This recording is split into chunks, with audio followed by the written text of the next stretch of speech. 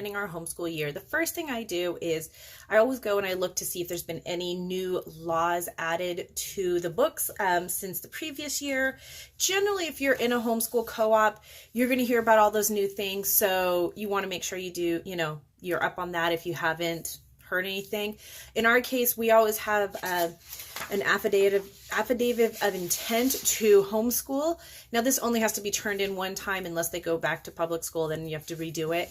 But that is something that is required in our state. Otherwise, we are the state of Arizona. We have very, very lenient homeschooling laws, which is really enjoyable because we don't have to do anything other than file this affidavit of intent in my particular county. So you also want to check statewide and county-wise what your laws, rules, regulations are to make sure you abide by them. For our state, we are required to do 175 days of school. I do schedule 180 because we always miss one or two here or there. But the first thing I like to do is every year I go to Tina's Dynamic Homeschool, and I'll try to remember to put the link below, but there's that, her little thing. I go there and she always prints out these wonderful little calendars that go through and show you the school year. This is July to June. It's a year-round schedule. You mark how many days, how many weeks, your goals, your attendance, what you want to do for vacation. It has a little key code down here.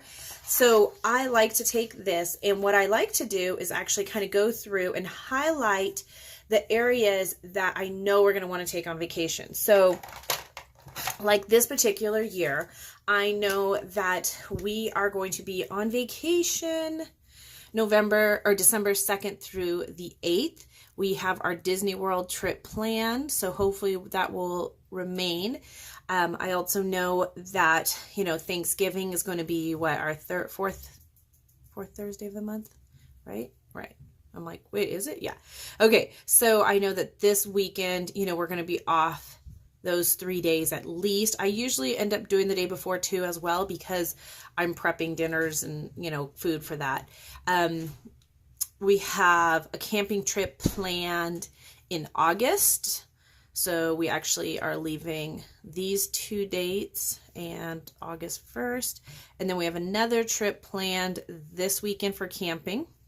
My husband and I have our anniversary October 25th.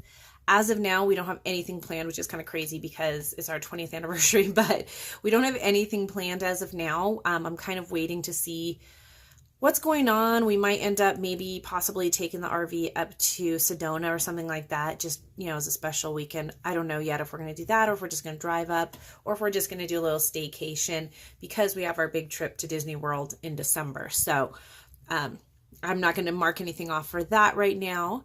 I know my son's birthday is April 1st, so I'll mark that off. My daughter's is June 25th, so we'll mark that off. And I know that generally speaking, normally we take a vacation in May to Disneyland. I don't know if we're going to do that this year. We have not decided if we want to renew our passes or not, so that's kind of up in the air. Obviously, the week of Christmas, we are going to take off, and then we will take off the following week because of New Year's. So we will take off 2 weeks right there. So I literally will go through and mark off what I know we're going to be taking off, and then I can go and count from there. I think, honestly, looking at my schedule, looking at this, we normally do take the month of December off just because there's a lot of activities going on locally, as well as we're going to come back from our trip. I'm going to be unpacking. I'm going to be doing laundry, trying to get things back in schedule. So we might end up taking off this whole 1, 2, 3, 4, 5 weeks. I will have to count and see if that will leave us enough days. And if it does, then I'll go ahead and do that. If not, we might take a week off when we come back from vacation and then do school on this, week right here before Christmas. So I'll have to count out my days and see. And so that's kind of how I start my planning, is literally going through and marking off anything I know is happening, what's going on. Now I will go through and I will count how many days. I always print 2 of these because I always end up going, okay, I got to adjust it. So I will print my first one kind of as my scratch. And then once I figure it all out, I actually do a second one that I just, that will go up on my bulletin board so I can have it and look at it and see what, where we're at. So now that I've done this, I literally will start counting my weeks. We plan on starting school the week of the, this week right here, and I'm going to highlight that in a different color. So our first day of school is going to be July 18th, and I like to finish school in May. Again, I will count my days and see where we're at, and if it seems like it's going to be something that we can do, I'll do that. If it looks like, you know, we have to go into the first week of June in order to do the 5 weeks off here, that's great too, because normally that gives us 1, 2, 3, 4, and then we have a nice long break, and then we have 1, 2, 3, 4. Maybe the first week of June we do school, but normally we're done by the end of May. So we have 4 months, a really long break, and then 4 months. It's a total modified, do-it-ourselves homeschool schedule.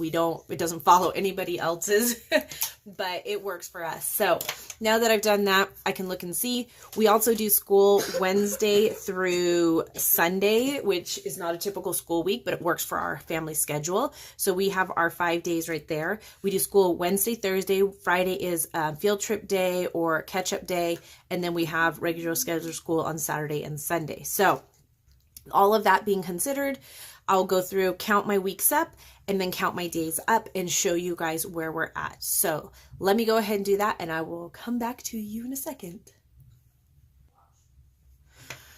Okay, so now I've added up how many weeks and days are in each one of these, and I went ahead and counted, you know, there's 20, 40, 60, 80, 100. And if we take off this whole week, we still get in our 175 days. We start on the 18th and we end on the 31st. So that would cover all of our required days. I know we're going to take off little days here and there, which is good because then I can still go into the first week in June and we'll be okay. I really don't like to go past that first week in June, but that gives me a little bit of leniency. I think I'm going to go ahead and keep the 16th through the 22nd scheduled. So we're only going to take off the 1 week afterwards, just because we can do some short school, we can do some fun school, at least do some reading and do some kind of things like that in this period, and then maybe take a week off in May because our friends will have spring break, and I know we'll end up wanting to take off something in there. And it just kind of helps because May is a really long month anyways. So we'll probably try to plan something here in the first week of May to do something, whether it is to go to Disneyland or to do something. So I'm going to go ahead and mark off that week, and then I'm going to mark off this week right here as being off. So I will go ahead and adjust those dates because now we only have 1 week of school.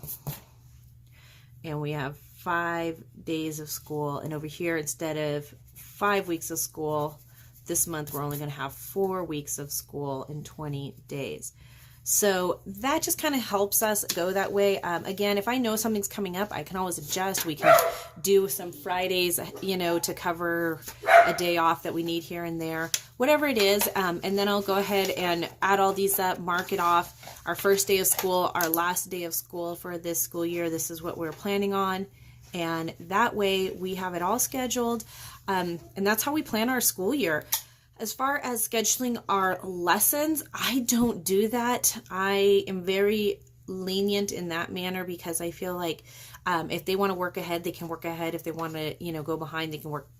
They fall behind, they fall behind. But then that means those Fridays when we have an option to go places or do things, they won't be able to do that. They will have to stay and do homework, or let's say we're having a park day, they need to sit next to me and do their schoolwork, whatever it is, they have to make it up. Or they actually go into June and nobody wants to go into their summer break. So they normally will make it up somewhere in between. And we just move from lesson to lesson. And that's one of the great things about the Good and the Beautiful school and our master books is we're able to really kind of just work at a pace that is good for them. So that's how we go ahead and schedule it. Now that I have this done, my son actually needs this filed because he turned 8 this year. And when they turn 8, you have to do this in our state. Up until that point, you don't have to do it. So I'll have to turn in the affidavits of intent.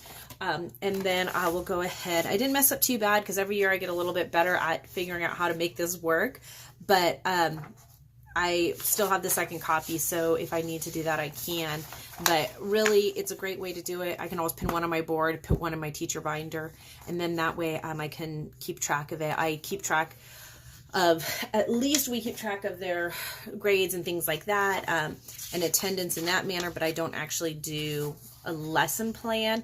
We just go from lesson to lesson. I know what needs to be done, and if it doesn't get done, I know what has to get done eventually within that week. So that's how we plan for our school year. I hope this video helped you girls and boys out. I hope you guys are excited about starting this next school year. I know we are.